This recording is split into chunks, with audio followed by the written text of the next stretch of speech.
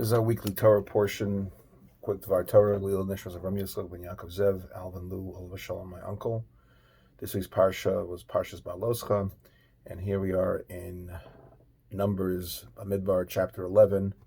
And we have the interesting situation where the Asafs of the multitude started complaining about not having the fish in Mitzrayim and all the wonderful things in the gourds and leeks and onions, which of course we know is all a sham.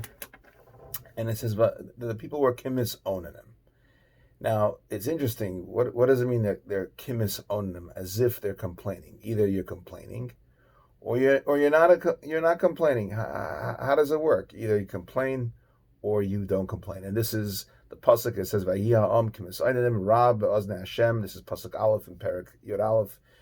V'yishma Hashem v'yichar up v'tivar bam eish Hashem v'tachal b'ktzei hamachna. And then Moshe cried and stopped it. And the Asafs, like, what's going on here with the Messiah? Either you are complaining or you're not complaining. So I wanted to say that anytime you complain about Hashem, the reason you're complaining many times is because you don't really want to complain. You just want to have your platform. You want to have your agenda. So these Messiahim and the Asafs that go on later on, their agenda really was to depose Yiddishkeit, was to cut it down on its knees. So anytime you complain Hashem, it's as if you're complaining, but you really have no complaint. We move on in the pasuk, in the psukim coming up. We see that Moshe Rabbeinu hears that people are crying, and Moshe Rabbeinu says to Hashem in pasuk Yud Aleph, "Why have you treated your servant so badly? Why have I found no favor in your eyes? You place the burden of this entire people on me." And the next pasuk he says, "That I conceive this entire people, that I give birth to them, and you say to me, carry them in your bosom, as the nurse carries a suckling to the land you promised their forefathers. Where can I get meat to give all these people? For they are crying on me, saying, give us meat to eat. Alone, I can't do this." He goes on and on and on, and he says, "I want to die." And Hashem says, "Relax, I'm going to give you 70 Zakanim." And Rashi says these 70 Zakanim died in the fire that we had before. But what's going on? Why is Moshe Rabbeinu having this meltdown over here? It's so unlike Moshe Rabbeinu. It doesn't make any sense. You really have to understand what Moshe Rabbeinu, what really, quote unquote, blew him away. The Jews had so much cattle when they left Mitzrayim. They had so much wealth. They left with so many sheep, goats, etc. If they wanted meat, all they had to do was go to their flocks, shecht a couple of animals, and they had meat, and they had enough meat to last in the entire 40 years, and then some.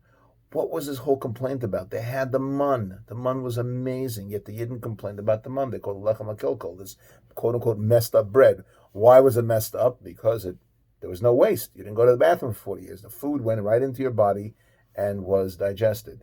So the fact that they were kimis owning and complaining, what were they complaining about? Nothing. Stupidity. They had meat. That blew away Moshe Rabbeinu, because Moshe Rabbeinu doesn't understand. Hashem is giving you everything. You're Jews, your name Yehudi, you're supposed to give hoidah, moida ani, I admit. You're supposed to have a karas hatov.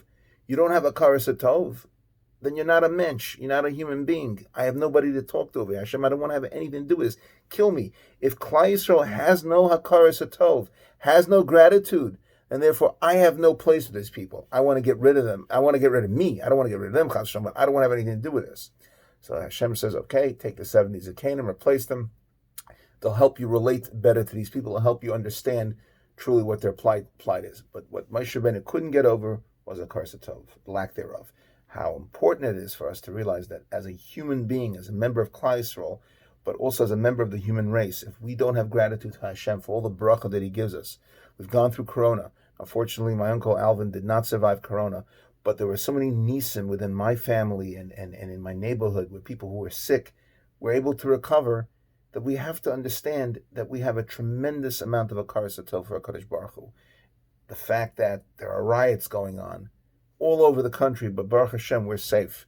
None of us were really impacted. Yeah, some of our businesses were hurt, but we were not as impacted as we possibly could have been.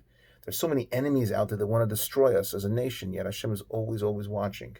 Eretz Yisrael is a tiny little dot in the Middle East. Everybody wants a piece of it. There are wolves surrounding the sheep, and yet Hashem always saves them. There's so much of karas hatov.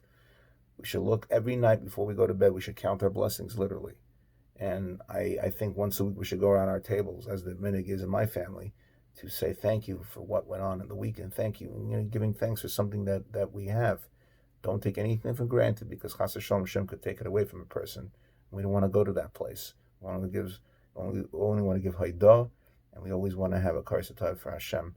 Thank you very much for listening, and may my uncle's neshama have an aliyah. Thank you.